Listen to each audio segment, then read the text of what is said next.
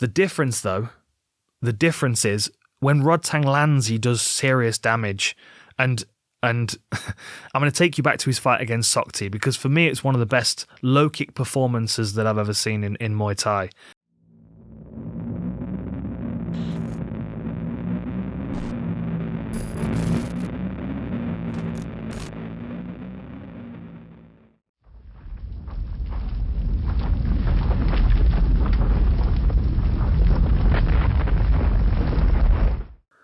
Hello everybody and welcome to the War Room. This episode is for the One on Prime Video 4 co-main event for the One Muay Thai Flyweight Championship.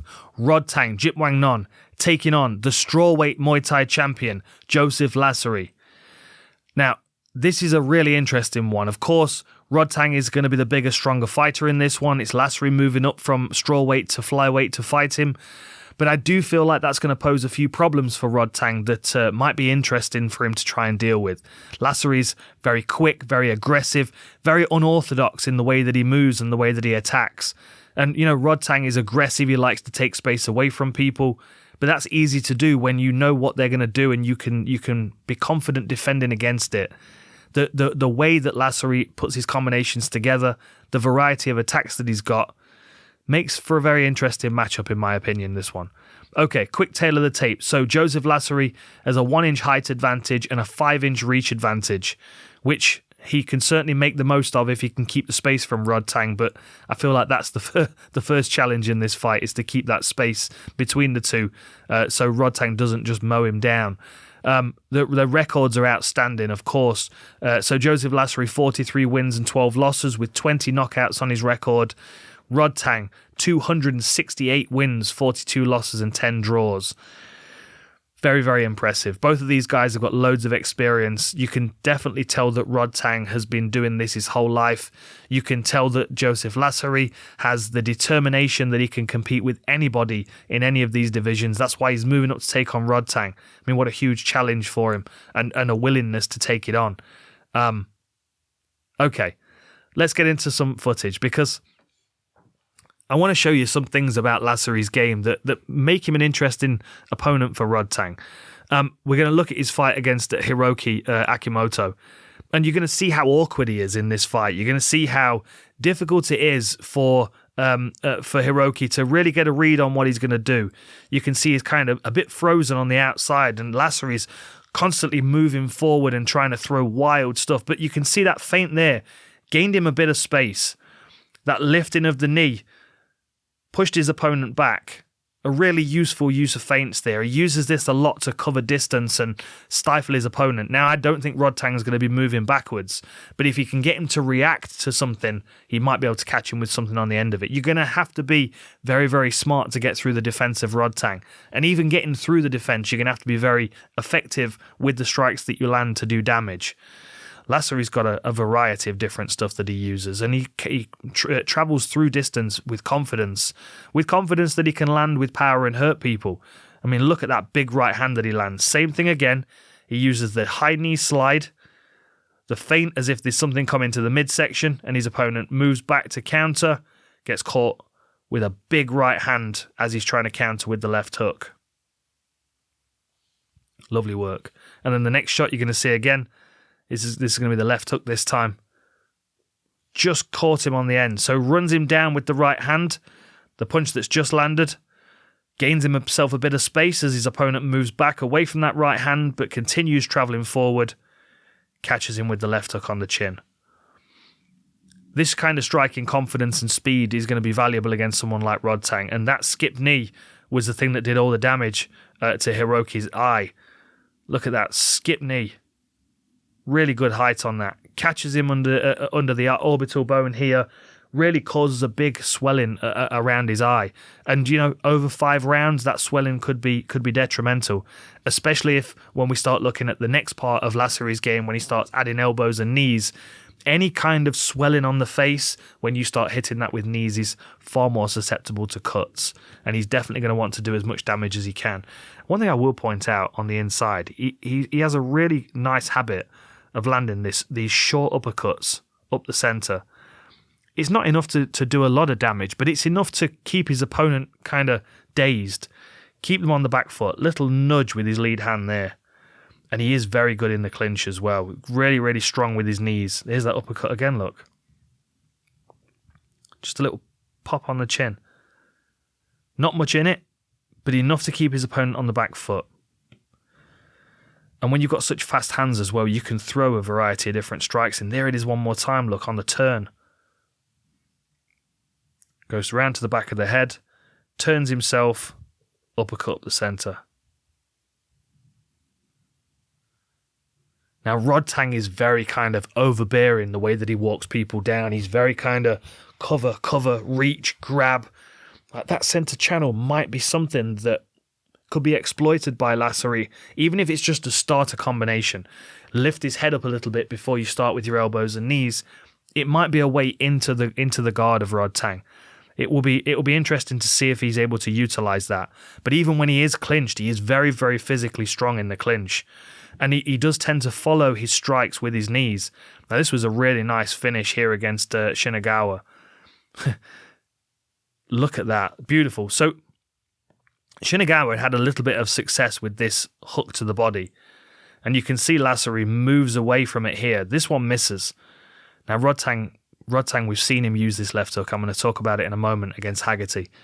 If Rodtang keeps landing that left hook, Lasiri is going to eventually go down because it's a very powerful weapon. But if Rodtang reaches for it and misses, Lasiri can be out of the way and straight back in with a cross. Slip, straight back in, and then here's where he follows up with a knee. Now, it looks to me, and you'll see in the replay, it looks to me like the right hand does the damage. Catches him right on the cheekbone there. But it's as he steps forward and adds the knee on the end, just for good measure. The combination of the two shots was enough to get the stoppage. Really nice combination there. But what you'll notice is that Lasiri, of course, he likes to be aggressive towards his opponents up against the fence. He will use lateral movement and he'll kind of sweep around his opponent. And you've got to expect that Rodtang's going to want to try and walk him down. He's going to want to try and get close to him so he can start to unleash some of his power shots.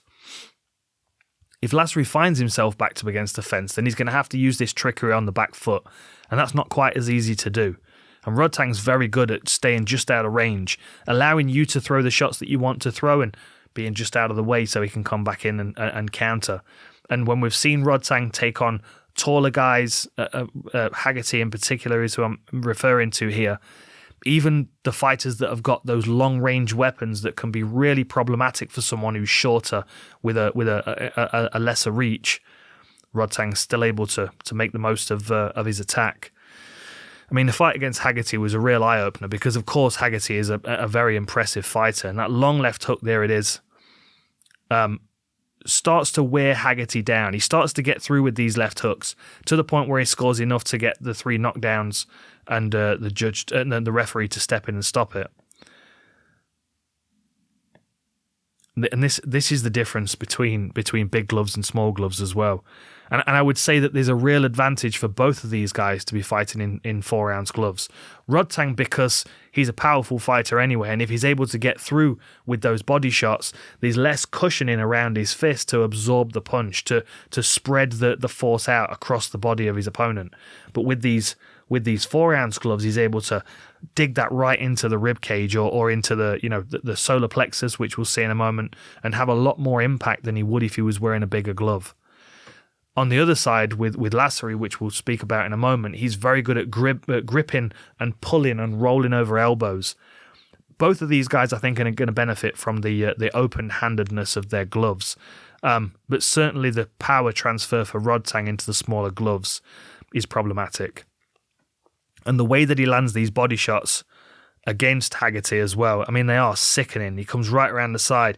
You can see Haggerty covering up, like double guarding here, because of course his priority is to protect his face.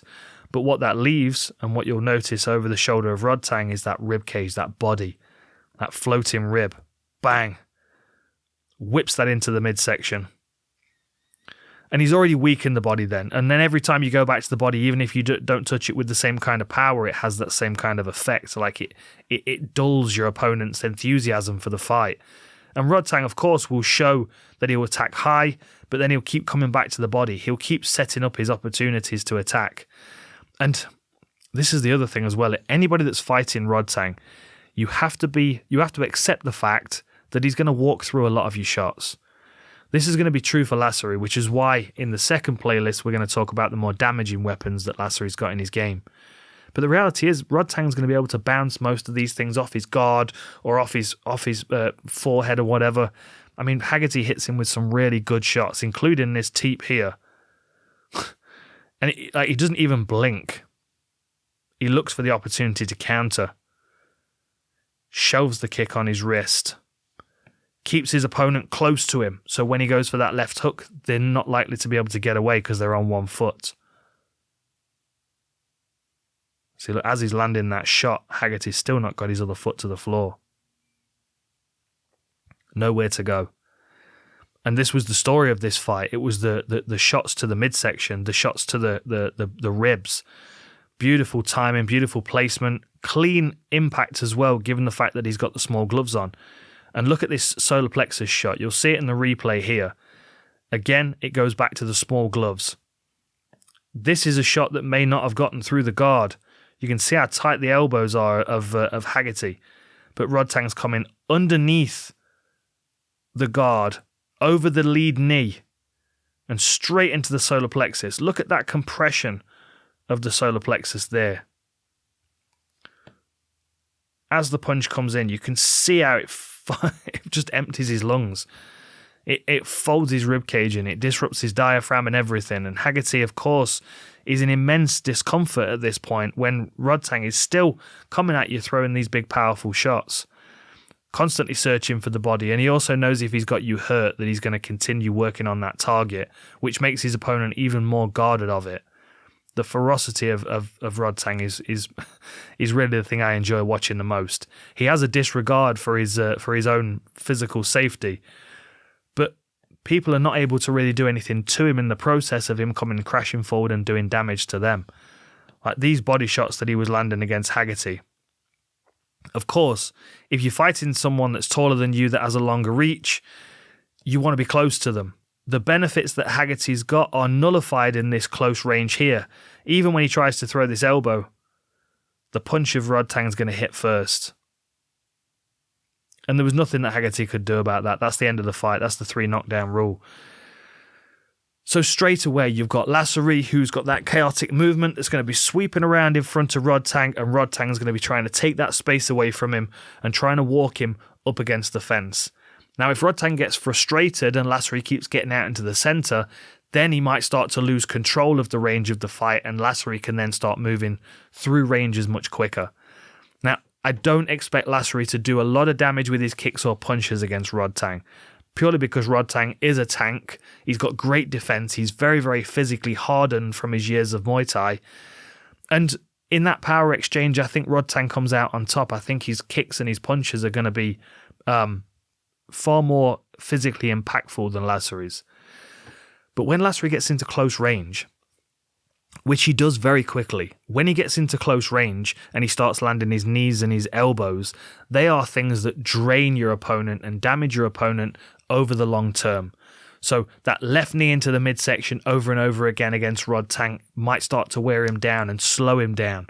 And then when you start to drop his hands to protect his midsection when you're coming into range, that's when the elbows come over the top. And the additional advantage of being able to grab a wrist instead of trying to control it with the hook of a big glove, to be able to grab the wrist and to roll over the top. This is where Lasiri can do really effective work on the inside and start to accumulate some points, but also accumulate some damage on Rodtang. I mean, these things will get through eventually. It doesn't matter how tough or hardened you are. If you get caught in the right spot with a clean elbow, it will have an effect. And Lasiri, with that chaotic speed that he moves at and with his unorthodox nature, it's so difficult for his opponent to cover everything.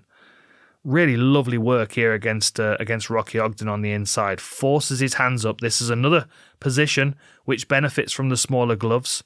I mean, imagine how much more space there would be that you would need if you had big gloves. Slides the arm through. Very strong on the inside. working these knees to the midsection, very draining. And all the time while his opponent's trying to fight this grip, Lasiri's still nailing with these knees over and over again. Lovely work from Lasiri on the inside. Beautiful smashing elbow there.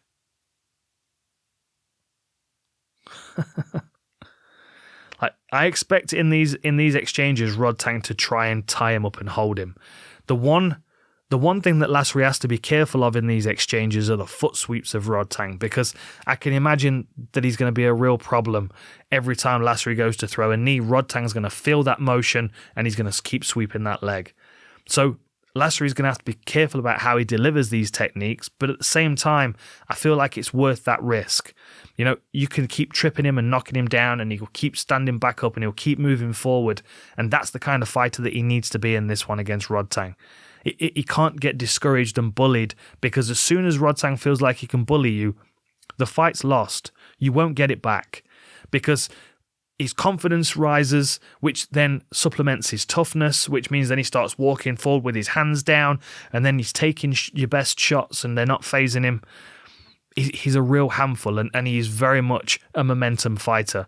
When the fight starts to go his way, it falls more into line with Rodtang's game plan. With Lasiri, I feel like he's got to do good, effective work at any moment that he gets to in this fight. Otherwise, Rodtang's going to push him around. This work on the inside, smashing little elbows, doing, accumulating damage and points on the inside is going to be a real benefit to Lasiri against Rodtang. And working the knees to the midsection will also slow Rodtang down as well. Now, of course, there is a risk in getting tripped and swept, but I would say it's worth it. Here he is again, crashing into range behind punches and knees.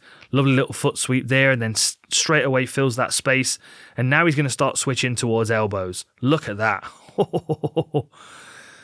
Really lovely work there. So steps in, reaches for the hands, reaches for the double guard. He's coming up with his left knee. Bang. Rolls over with his right elbow. And look at the wrist control. Look at that wrist control. That's what we're seeing here.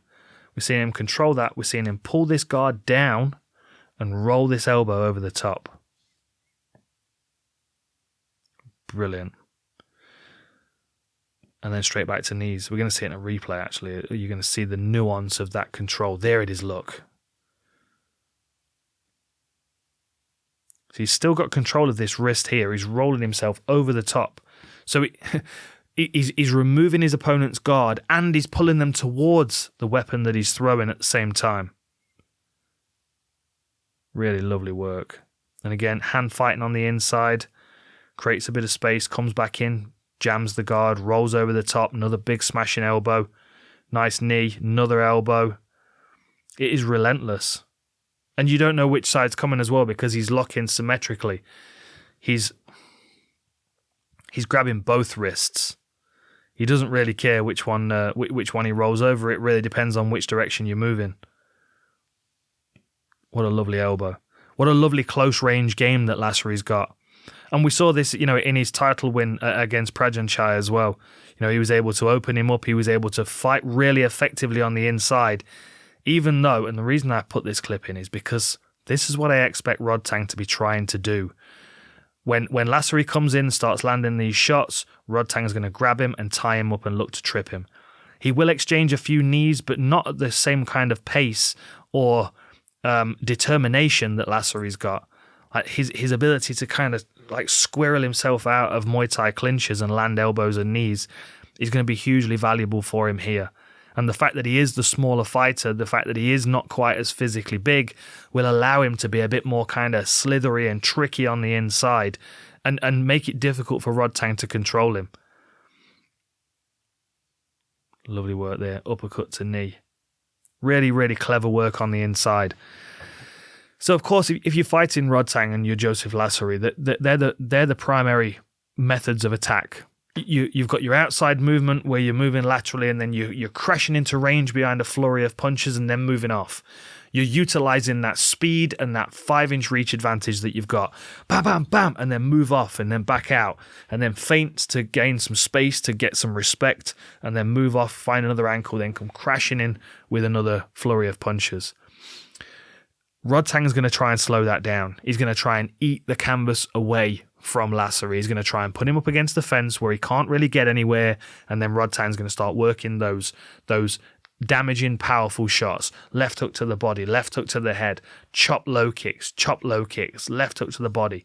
Really powerful, dynamic twisting in the way that Rodtang moves.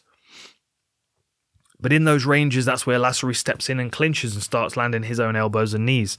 So there is a counter to that closer range pressure that Rodtang's got. The difference is when Rodtang lands, he does serious damage. And I'm going to take you back to his fight against Sokti, because for me, it's one of the best low kick performances that I've ever seen in Muay Thai. He walks Sokti down. He stays inside that close range, but never to the point when he's able to clinch.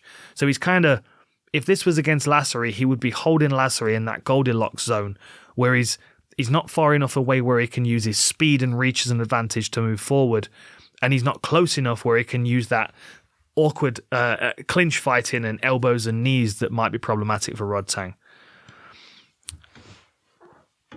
The other thing as well with Rodtang is the way that he stitches his combinations together. Like, each thing works individually. They complement one another so well. Like, Lasiri does this. Lasiri will feint and come crashing. But Rodtang will take the same weapons and use them over and over again and just change the pace slightly or change the combination slightly. I mean, there's nothing really complex about what he's doing here. He's waiting for his opportunity. He's setting up good low kicks. When Sokti is aware that those low kicks are coming, then he's going to start throwing punches in the way as well. So, like, there's the fake. He gets the bite. Look at this lead legs turned out here. So he's waiting for this kick to come around to block it, or block it best he can. And Rodtang uses that feint to set up his next attack. Feint, hook, and then low kick. It's not like he's abandoning the low kick. He's still going back to it, but he's just not throwing it against a guard that he knows is going to be there. He's going to draw the guard out, then he's going to attack something else and then go back to that same target, because he knows that this leg is damaged. He knows that is his primary path to getting a TKO finish in this fight, because Sokti's already showing that he's hurt. Powerful left hook to low kick, teep, double jab, hook, low kick, hook, low kick, hook, low kick. I mean, they're so simple, but they're different enough that Sokti can't figure out what's coming next. Power right hook, power left hook, power low kick. 3 shots landed there. All 3 hurt. 1, 2, 3. Sokti's backed up. The pattern changes. Rodtang goes hook to low kick. One more time. Jabs to the head, brings the guard up. Feints the cross. You can see Sokti lean in like that right hook's coming. And that opens up the left hook to the body. Such subtle movements that when we're watching on the outside, you can see them. You can see why Sokti's weight is being thrown in one direction, because he feels like something's happening. In the moment, he's not reading it and having the conversation in his head of, okay, here comes the power right hook over the top. There's no time for that, because the pace which Rodtang attacks you, it's a dun dun dun dun dun dun dun dun. It's constant. It doesn't give you time to breathe, and it doesn't give you time to comprehend the conversation that's going on. You know, when I say conversation, I'm talking about the dialogue of striking. Lovely work. Teep, covered, slightly out of range, moves back into range, inside low kick. And I could just watch this over and over again, because it's such a dismantling. Sokti's now really hurt. That lead leg's really hurting. Hook, low kick. Teep, hook, low kick. Inside low. Hook, uppercut, low kick. Always giving you something to deal with, but still working back the same targets. And in the moment when you feel like he's stopped for a second, you look up, and then he's immediately attacking with the next combination. This is where Rodtang's going to feel the bigger, more powerful fighter in this battle. If he's backed up Lasiri against the fence and he's taken his lead leg away, which not only is prime for his movement, but that's also his lead knee, the knee that he's going to keep trying to fire into Rodtang's midsection. So if he can dismantle that lead leg, it's gonna impact everything that Lasiri does. It takes away his ability to move into range at speed and utilize his reach advantage. It also damages one of the main weapons that he's going to be trying to hit Rodtang with over and over again. This is a battle of who can control the range more than anything, as with most fights are, if we're honest. But if you're fighting Rodtang, you know he's going to be right in front of you, and you know that he's going to be trying to take away all of the space around you so you feel claustrophobic, and then you're biting on his feints because you don't want to get hit with those power shots. With Lasiri, if he can maintain that awkward movement and get Rodtang to chase and keep moving into open space, keep moving laterally and finding new angles to re-establish his attack, then he can use his speed and his reach to his advantage. And if he gets closed down, or if he decides he wants to close Rodtang down, he needs to go through that range where Rodtang keeps you on the end of his left hook, and he needs to get a hold of him and start tying him up and working knees. Worst case scenario, he just ties him up and holds him, and the referee will come in and separate. But if he can go crashing in and land knees or elbows before he ties up, he's accumulating points at the same time. There's no doubt this is going to be a tough test for Joseph Lasiri, but he's impressed me every time he's been in the one circle. I think he's got a lot of skills, and I think he could present quite a few problems to Rodtang as long as he keeps the fight in the ranges that are going to work for him.